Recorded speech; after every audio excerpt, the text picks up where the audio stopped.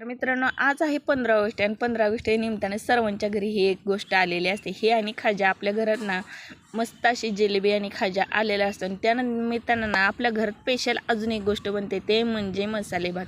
आज आपण बनवलेला आहे बटर मसाले भात आणि इकडे बघू शकता एवढा टेस्टी झालता ना. एकदा बनवला ना तुम्ही ना कायमचं हेच भात बनवून खाचाल, एवढा टेस्टी झाला. आणि ह्या पद्धतीने एकदा करून बघा, मग मला सांगा. त्यानंतर इकडं आपण घेतलेला आहे टोमॅटो, हिरवी मिरची, कांदा आणि कोथिंबीर. आणि इकडं आपण फ्लावर आणि बटाटे आणि शेंगदाणे. सर्वात स्पेशल म्हणजे बटरमुळं ना त्याची टेस्ट एवढी छान झालते ना, सांगूच नका. मला तर फार आवडलं. आणि त्यासाठी आपण ना जे आपल्या घरात तांदूळ असेल अवेलेबल ते स्वच्छ धुवून वगैरे घेतलेलं आहे. आणि त्यात आपण अजून एक सिक्रेट मसाला टाकणार आहे, ते म्हणजे एव्हरेजचा. कधी तुम्ही हे मसाला वापरला असला तरी पण मला सांगा, खूप टेस्ट भारी लागते. आपल्या भाताची चव ना एक डबल करून टाकते, असा आहे एव्हरेजचा मसाला. आणि त्यानंतर आपण मस्त असं कुकर वगैरे ठेवून घेतलेला आहे. आणि त्यामध्ये माझ्याकडनं एक चूक झाली मित्रांनो, ते म्हणजे काय, खूप कुकर गरम झाल्यानंतर ना मी ना त्याच्यामध्ये डायरेक्ट बटर यूज केलं, त्यामुळे माझ्याकडनं जळलं. तुम्ही ही चूक कधी करू नका. आधी थोडंसं तेल टाका आणि त्यानंतर ना मग बटर टाका, त्यामुळं ना कसं बटर जळणार नाही. त्यात आपण जिरे मोहरी वगैरे टाकले आणि हुबा चिरलेला कांदा टाकून घेतलेला आहे. इकडं बघू शकता तसं हे कांदा फ्राय झाल्यानंतर ना आपण ह्याच्यामध्ये हिरवी मिरची टाकणार आहे. इकडे बघू शकता हिरवी मिरची वगैरे टाकून घेतले. ह्या पद्धतीने टेक बाय टेक करत बसायचं आहे आपल्याला, का तर सर्व मसाला वेगळ्या वेगळ्या पद्धतीने भाजले ना खूप छान टेस्ट अशी यायला चालू होते. आणि त्यानंतर आपण हे अजून एक गोष्ट टाकणार आहे, ते म्हणजे लसूण आणि अद्रक पेस्ट.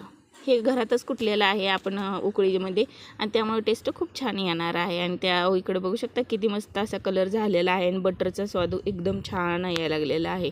हे मस्त फ्राय झाल्यानंतर आपण ह्याच्यामध्ये टाकणार आहे वरून थोडीशी कोथिंबीर. आणि कोथिंबीर टाकली ना अशी तर वेगळा स्वाद काय येतो सांगतो. पाण्यामध्ये टाकले का त्याचा खूप कलर चेंज होतो, आणि तेलामध्ये टाकलं ना त्याचा कलर अजिबात चेंज होत नाही आणि त्याचा स्वाद डबल होता. आणि त्यामुळं ना कधी पण तुम्ही तेलामध्ये जरा कोथिंबीर टाकून बघा. आणि मस्त असं फ्राय वगैरे केलं आपण इकडं. त्यानंतर आपण वरून टाकणार आहे शेंगदाणे. थोडेसे शेंगदाणे टाका किंवा काजू टाका, तुमच्या हिशोबाने जे तुमच्याकडे अवेलेबल असेल ते टाका. त्यानंतर तुमच्याकडे जेवढे व्हेजिटेबल असतात ते सर्व टाकून घ्या. माझ्याकडे 2च व्हेजिटेबल होते, तेवढेच टाकले. आता मटर वगैरे काही फ्रेश येत नाहीत आपल्याकडं. आणि त्यानंतर धुतलेले आपले तांदूळ नाही ह्याच्यात थोडेसे असे टाकून थोडं 1-2 मिनटं ना असे मस्त असे फ्राय करा, त्यामुळं ना भाताची अजून चव वाढते.